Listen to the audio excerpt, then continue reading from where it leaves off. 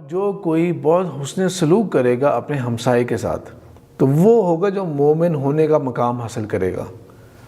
تو اسلام کا ایک بہت زبردست یہ ایک نظام تھا ہمسایوں کے ساتھ نا، ایک کے ساتھ آپ ہمسائے اچھا سلوک کریں، اگلے ہمسائے کے ساتھ اگلے، ایک نیٹ ورک بنتا ہے پوری سٹی کے اندر۔ انفارچونیٹلی اب یہ ہے کہ اب ہمارے ہاں وہ سیکٹرز ہو گئے ہیں جو امیر زادوں کے سیکٹرز ہیں۔ اگر ہمسائے کا خیال رکھا جا رہا ہے کہ ہمسایہ بھوکا نہ سوئے، وہ ظاہر بات ہے F7 میں کون سا ہمسایہ بھوکا سو رہا ہوگا؟ جہاں پہ بھوکے سو رہے ہوں گے وہاں تو کیا کیا پوری گلی میں 4 گھر بھوکے سو رہے ہوں گے۔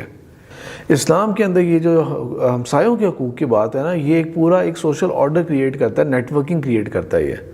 لیکن کیونکہ ہم نے اپنی سوسائٹیز بنا لی ہیں، اور جو رتبے پیسے والے لوگ ہوں گے ان کو ساتھ والوں کے اور گھر بھی اتنے بڑے بڑے ہوں گے پھر ان کے کہ ان کو تو پتہ بھی نہیں ہوگا کہ یار ساتھ والوں کا کیا معاملہ چل رہا ہے ان کا۔